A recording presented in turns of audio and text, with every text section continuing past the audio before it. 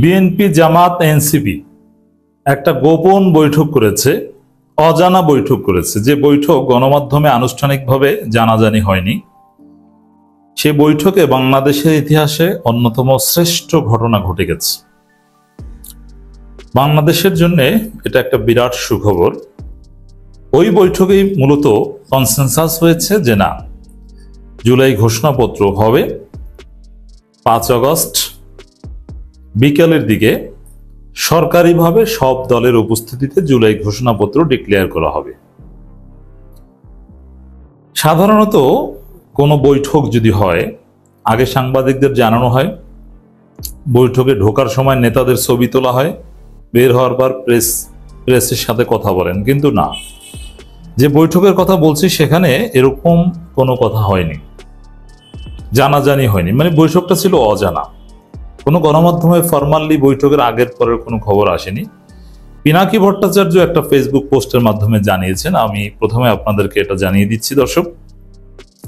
জুলাই ঘোষণাপত্র চূড়ান্ত হয়েছে। এখন জুলাই ঘোষণাপত্র চূড়ান্ত হয়েছে, বিএনপি জামাত এনসিপি সবাই একমত হয়েছে, সরকার একমত হয়েছে, দিনক্ষণ টাইম ঠিক করা হয়েছে যে অমুক সময় অমুক জায়গায় অমুকের উপস্থিতিতে ঘোষণা করা হবে, সব ঠিক আছে।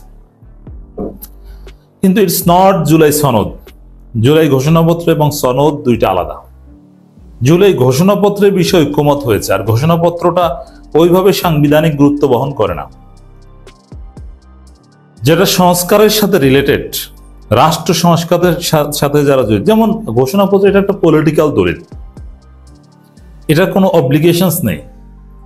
কিন্তু যেটা রাষ্ট্র সংস্কারের সাথে জড়িত, যেটার একটা আইনি ভিত্তি থাকতে হবে, যেটা আসল জুলাই সনদ, এটা নিয়ে কিন্তু এখনো সিদ্ধান্ত হয়নি। সনদ এবং ঘোষণাপত্র এক নয়।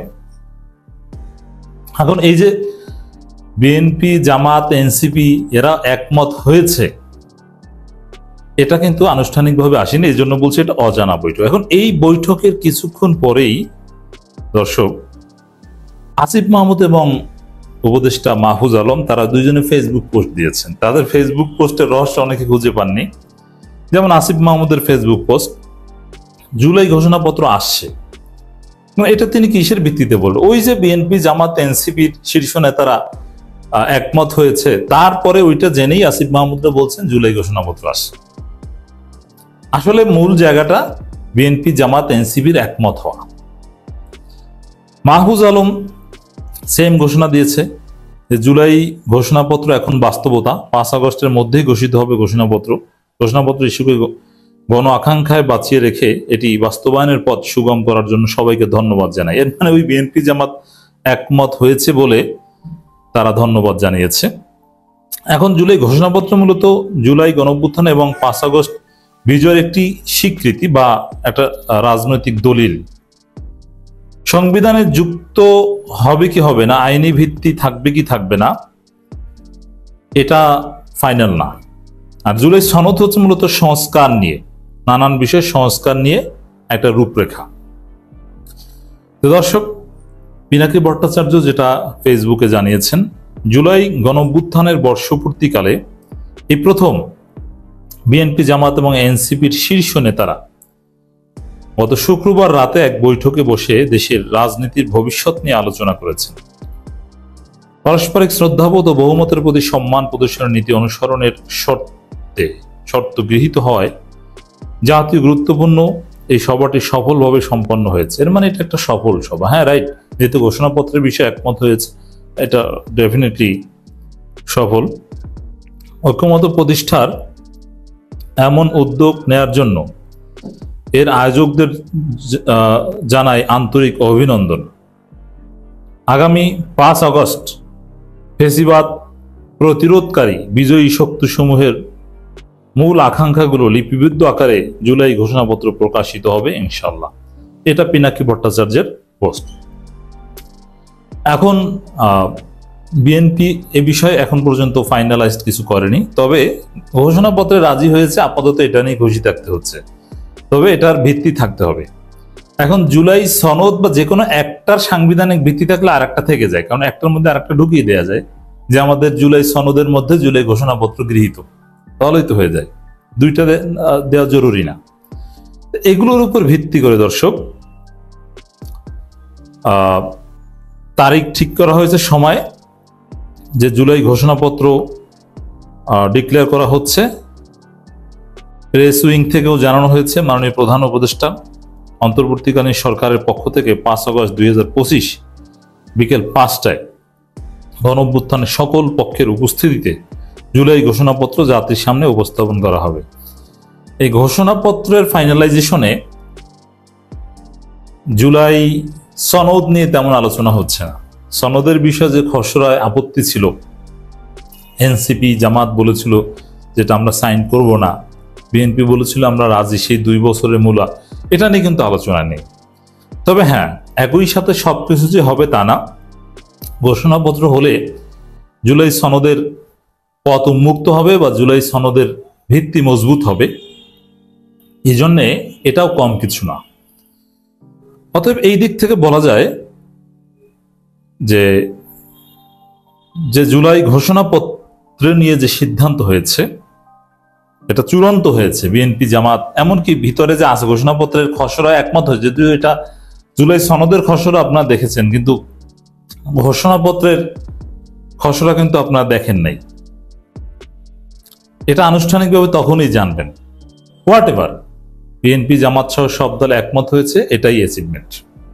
কারণ বিএনপি জামাত এনসিপি একমত হওয়া মানে ভালো কিছু আছে, আপত্তির জায়গা থাকলে তো আর একমত হতো না।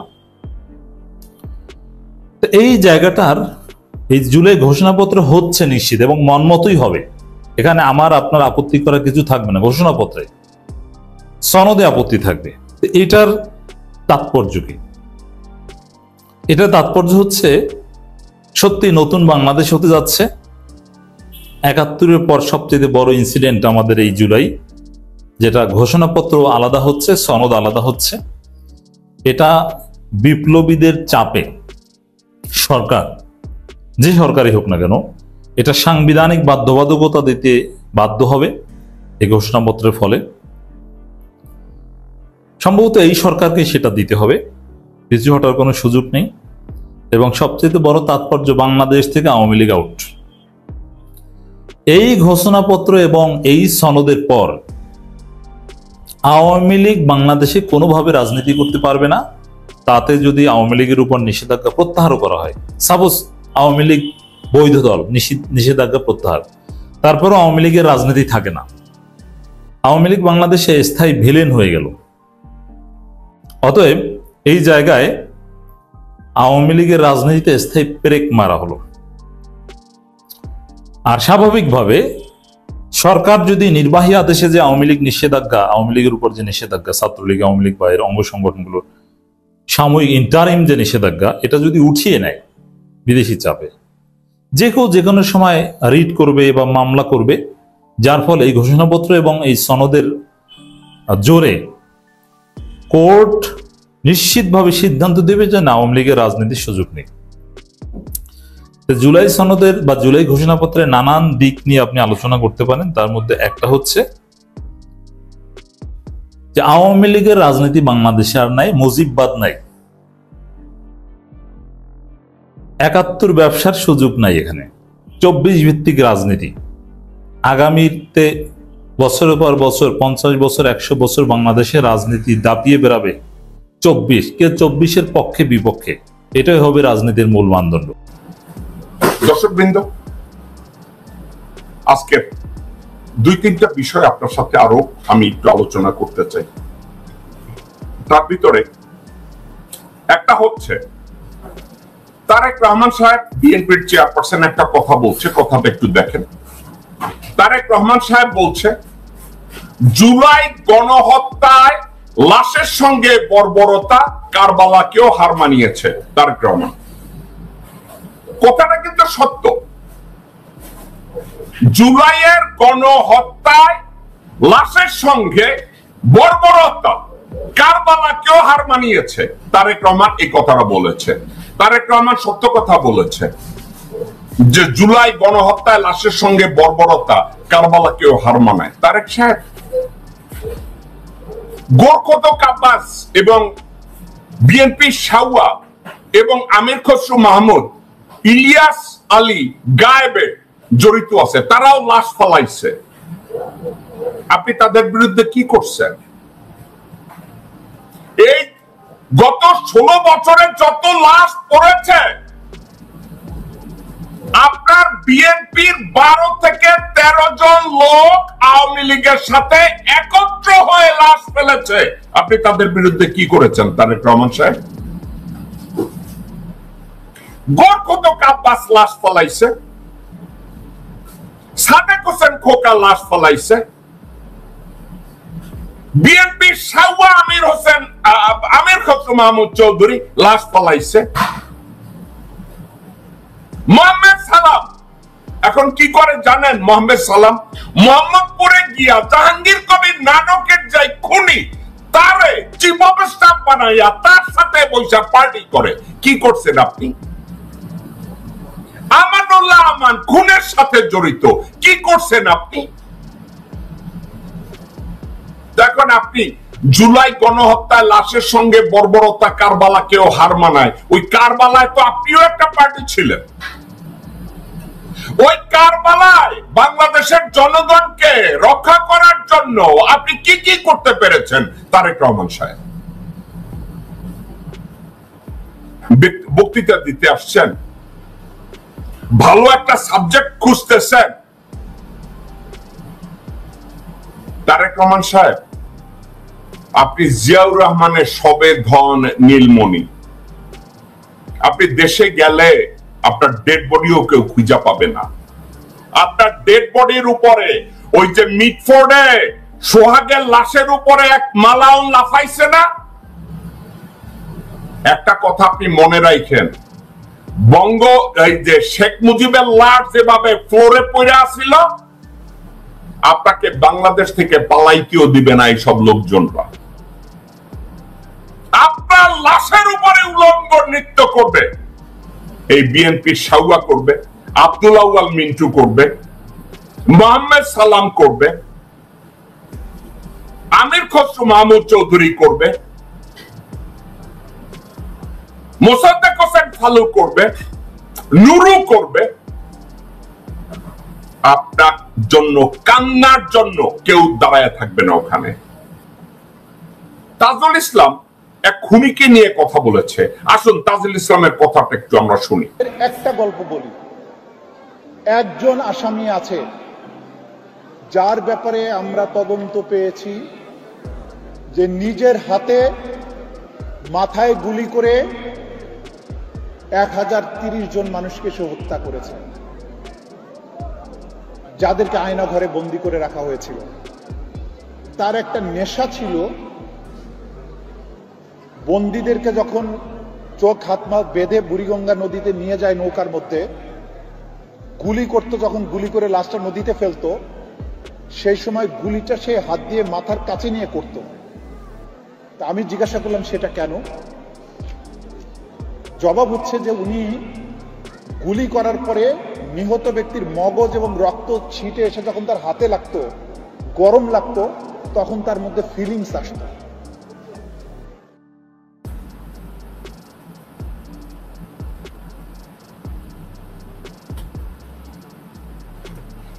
আমার কত ভাইকে এভাবে খুন করেছে ওই খুনি। এখন তাজুল ইসলাম সাহেব, আপনার সম্পর্কে আমি নেগেটিভ না, আমি পজিটিভ হইতে যদি ধরি, আপনি এই সুবিচারগুলো করবেন, চেষ্টা করবেন যথাযোগ্য ভাবে এই বিচারগুলো করতে। কিন্তু আমি হতাশ হই আপনাকে নিয়ে। কেন হতাশ হই? আপনি নিজ চোখে দেখেছেন আয়না ঘরে বোম সেট আপ করা হয়েছে ডক্টর মোহাম্মদ ইউনূসকে অ্যাসাসিনেট করার জন্য। ওই বোম সেট আপের পরে আজ অবধি আপনি পারেন না আপনার তত্ত্বাবধানে কাউকে দিয়ে একটা মামলা করানোর জন্য। এখন আপনি বলছেন একটা লোক 1030 জন মানুষকে খুন করেছে। আপনি কি মনে করেন নাকি দেশে নির্বাচন দিলে তারা এইসব খুনের বিচার করতে দেবে? আমি তো দেখি না আপনাকে বিচার করতে দেবে। আমি তো দেখি আপনাকেই তারা লটকায় দিবে। আপনি তখন ডক্টর মোহাম্মদ ইউনূসের প্রোটেকশন পাবেন? আমি তো দেখি না। ডক্টর মোহাম্মদ ইউনূস সে বর্তমানে যেভাবে সরকার পরিচালনা করছে, আমি তো দেখি এই বিএনপি তাকে বিচারের দাঁড় করাইয়া দিবে, জনগণ তাকে বিচারের কাঠগড়ায় দাঁড় করাইয়া দিবে।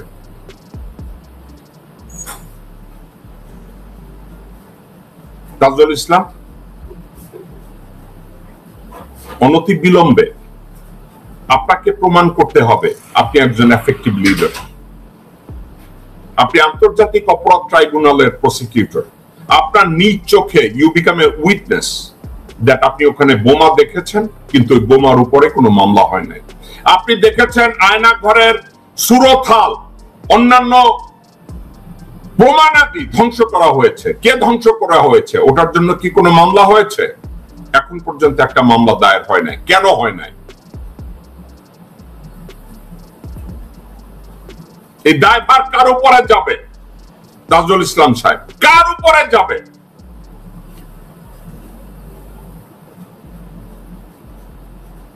এবার আরেকজনের একটা ভিডিও দেখব। এই ভবনে যে কাজগুলো হতো সেটা যদি আমরা সত্যটা জানি, তাহলে আপনারা প্রত্যেকে বলবেন প্রত্যেকটা উপজেলায় এরকম করে একটা অফিস হওয়া উচিত। কারণ কি, কেন আমি সেটা বলছি? কারণ হচ্ছে এই শেখ হাসিনা 17 বছরে সুয়ের আগার দিয়ে যেভাবে খোঁচানো হয়, ঠিক ওইভাবে খুঁচি খুঁজে চেষ্টা করেছেন হাওয়া ভবনের দোষ খুঁজে বের করতে, কিন্তু 22 জন স্টাফের মধ্যে একটা স্টাফের বিরুদ্ধে একটা মামলা, একটা অভিযোগ, একটা তথ্য উপাত্ত প্রমাণ করতে পারেনি। আমাদের এই সত্য বলতে হবে। এবং এই হাওয়া ভবনে এখানে যে কর্মকর্তারা যারা কাজ করত, তাদের কাজ কি ছিল? আজকে আপনারা যে তরুণদের এই সমাবেশ দেখতে পাচ্ছেন, এই কাজটাই, এই ধারণা, এই কনসেপ্ট তৈরি হচ্ছিল ওইখানে বসেই। এই আওয়ামী লীগ লড়ে তারা সিআরআই নামক একটা সংগঠন, একটা প্রতিষ্ঠান গড়ে তুলেছিল, যেই প্রতিষ্ঠানকে সরকারি ফান্ডে যেটাকে চালানো হতো। আর উল্টা তারেক রহমান কি করেছিলেন? তিনি হাওয়া ভবনে সরকারের সকল সুবিধা থেকে বের হয়ে এসে হাওয়া ভবন অফিসে তিনি কাজকর্ম শুরু করেছিলেন। কেন? সরকারের প্রভাব মুক্ত থাকতে চেয়েছিলেন, তিনি চাননি। এই লোকের নাম মেজর রেজা। আপনি বিএনপি নমিনেশনের জন্য বা বিএনপি সরকার গঠন করলে আপনাকে একটা মন্ত্রণালয় দেওয়ার জন্য যেভাবে তেল মাখা, খুব ভালো মাখছেন। আপনাকে হয়তো নমিনেশনও দিবে একটা মন্ত্রণালয়, কোন জায়গায় প্রতিমন্ত্রী টন্ত্রী কোন জায়গায় আপনারে বসায় দিবে। আপনি হাওয়া ভবনের প্রশংসা করছেন, কারো বিরুদ্ধে মামলা হয় নাই। হাওয়া ভবনের দায়িত্বে ছিল গিয়াসউদ্দিন আল মামুন, সে কোথায়? আপনি বলবেন গিয়াসউদ্দিন আল মামুন কোন দুর্নীতি করে নাই? হাওয়া ভবনের তারেক রহমানের ডান পাশে বা পাশে ঘুরত মোসাদ্দেক ফালু এবং তার ভাই নুরু। আপনি বলবেন তারা কোনো দুর্নীতি করে নাই? হাওয়া ভবনের প্রতিদিন দেখা সাক্ষাৎ করে চাঁদাবাজি করত বাবর সহ আরো কিছু লোকজন। আপনি বলেন চাঁদাবাজি করে নাই? আপনি বলবেন হাওয়া ভবনে বসে ইলেকট্রিক খাম্বা লাগানো হয়েছে যেখানে ইলেকট্রিক তার লাগানো হয় নাই, যার জন্য জনাব তারেক রহমানের নাম হয়েছে তারেক রহমান ওরফে খাম্বা তারেক। এরপরে ওখানে হয় নাই? মেজর রেজা তেল মারা কথা বলেন। এখন আপনি বলবেন জেকব মিল্টন আপনার মন্ত্রী হওয়ার দরকার নাই, জেকব মিল্টন আপনার এমপি হওয়ার দরকার নাই, আমি রেজার আছে। ওয়েল, তাইলে আর আমার কোনো কথার জবাব আপনার আর তাইলে আর কিছু বলার নাই। আমি মন্ত্রী হইতেও চাই না, এমপি হইতেও চাই না, অ্যাম্বাসেডর হইতেও চাই না, কিন্তু আপনি বলবেন যে আপনার দরকার আছে। ঠিক আছে, তো তার যদি দরকার থাকে তো আপনি ঠিকই করছেন। কিন্তু একটা কথা আমি হাওয়া ভবন নিয়ে বলতে পারি, জনাব তারেক রহমান যদি একটা হাওয়া ভবন তৈরি করে বলতো I am running a not for profit organisation, অলাভজনক একটা প্রতিষ্ঠান, একটা শ্যাডো গভর্নমেন্ট কিভাবে চালাতে হয় আমি এখানে বসে রিসার্চের উপরে স্টাডির উপরে আমি গভর্নমেন্টকে ইনফ্লুয়েন্স করব, যেভাবে আইপ্যাক করে, যেখানে আমেরিকান একটা সংগঠন অনেকগুলো করে সরকারকে ইনফ্লুয়েন্স করার জন্য। তারেক রহমান যদি বলে, আপনি বলছেন না প্রত্যেকটা জেলায় জেলায় হাওয়া ভবন হওয়া উচিত, কেন? চাঁদাবাজি করার জন্য, টেন্ডারবাজি করার জন্য, দখলবাজি করার জন্য? 64 জেলায় যদি 64টা হাওয়া ভবন হয়,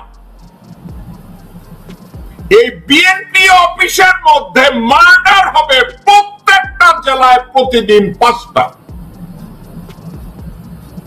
Mr. Reza, are you freaking normal or abnormal? You should be out of your mind, man. You have no... আজকের আমি গালি দেব না।